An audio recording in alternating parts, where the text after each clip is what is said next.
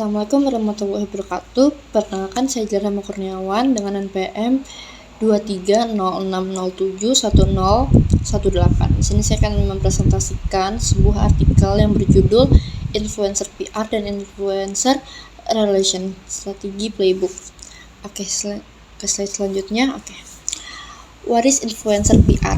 Influencer PR adalah teknik humas di mana merek atau suatu brand bermitra dengan kreator yang sudah dipercaya oleh audiensnya. Dengan begitu, konten terasa lebih otentik karena muncul lewat kreator yang sudah punya kepercayaan dari audiensnya. Oke, selanjutnya, why influencer PR matter more than ever? Oke, yang pertama, influencer itu berperan sebagai suara yang dipercaya. Banyak merek atau brand memilih influencer karena mereka mampu menyambung ke audiens spesifik dengan cara yang iklan tradisional sulit lakukan, terutama di industri teknologi yang kompetitif ini.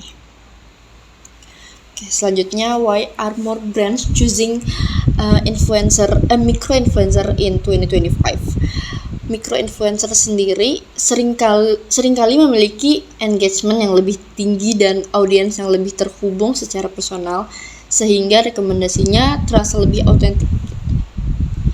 Oke, selanjutnya, what are the benefit of influencer marketing PR? Oke, yang pertama ada meningkatkan kesadaran brand dan jangkauan.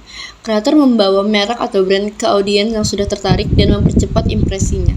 Yang kedua ada mendorong engagement dan konversi. Karena konten terasa personal, audiens lebih cenderung terlibat, mengklik, dan juga berkomentar. Selanjutnya ada ROI dan peningkatan penjualan. Kampanye influencer sering memberikan ROI yang kuat. Selanjutnya keempat, membangun kepercayaan dan kredibilitas. Audiens lebih percaya rekomendasi dari kreator yang mereka ikuti dibandingkan iklan dari merek tersebut. Oke, selanjutnya yang kelima, memperkuat loyalitas pelanggan. Kolaborasi jangka panjang membuat merek lebih terlihat secara autentik, bukan hanya kampanye satu kali. Yang keenam, akses ke audiens dan wawasan pasar yang kaya. Kreator spesifik bisa menjangkau komunitas yang relevan dan memberi insight mendalam. Dan yang terakhir, mempercepat adopsi teknologi dan mendukung leadership. Kreator yang mengerti konten teknis bisa membantu membuat merek teknologi terasa lebih manusiawi dan lebih mudah dimengerti. Oke, selanjutnya, how to create an influencer PR strategi. Yang pertama itu tentukan goals dan objektifnya. Gunakan kerangka SMART agar tujuan jelas dan lebih terstruktur. Misalnya, tingkatkan trafik halaman arahan sebesar 25% selama 6 minggu melalui kolaborasi influencer, Instagram dan YouTube. Yang kedua ada identifikasi target audiensnya. Pahami siapa yang ingin dijangkau, dari demografinya, platformnya, perilaku, minat, dan yang lain-lainnya. Yang ketiga, temukan dan periksa influencer yang tepat. Lihat relevansi konten, engagement nyata, histori kolaborasinya, dan keaslian dari audiensnya. Yang keempat, membangun hubungan dan tawarkan dengan autentik. Singkirkan promosi yang asal-asalan. Personalisasi pendekatan dan beri ruang bagi kreator untuk berekspresi sesuai dengan gayanya mereka. Selanjutnya yang kelima ada integrasikan influencer ke dalam rencana PR. Libatkan mereka sejak awal dari early access, behind the scene-nya, bukan hanya saat sudah diposting atau live gitu. Eksekusi dan monitoring campaign. Pastikan konten launching sesuai rencananya, sesuai dengan plan. Lakukan pemantauan real time terhadap reaksi dari audiens. Dan yang terakhir, ukur hasil dan optimasi. Pantau metrik secara search engagement, klik, dan konversi. Juga lihat insight kualitatif seperti komentar audiensnya atau ide baru yang muncul.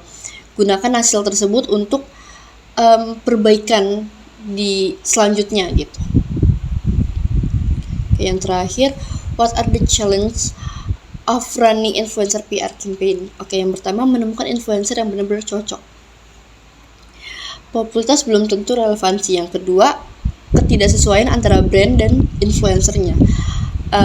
apabila tone atau audiens yang nggak cocok dapat membingungkan dan merusak kepercayaan.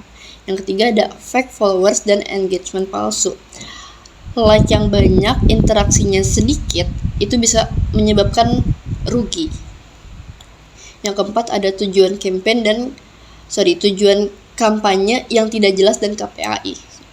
Tanpa sasaran yang jelas, kampanye bisa jadi tidak fokus dan hasilnya kurang maksimal.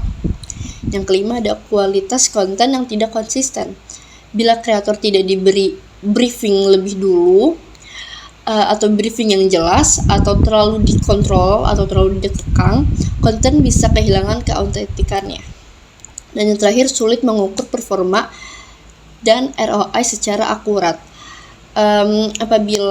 Terutama bila kampanye lintas platform atau lintas negara atau format konten yang berbeda, butuh sistem pemantauan yang baik. Terakhir, conclusion atau kesimpulannya. Influencer bukan hanya soal jangkauan besar, tapi soal kepercayaan, kredibilitas, dan relevansi. Influencer harus menjadi bagian dari strategi PR yang lebih luas, bukan kampanye terpisah. Fokus pada kreator yang benar-benar cocok dengan audiensnya. Dan yang terakhir ada pendekatan influencer PR bisa diadaptasi untuk memperluas jangkauan, meningkatkan engagement, dan memperkuat pesan lewat suara yang dipercaya oleh audiensnya. Selanjutnya di sini aku ingin menambahkan tentang pengertian dari ROI.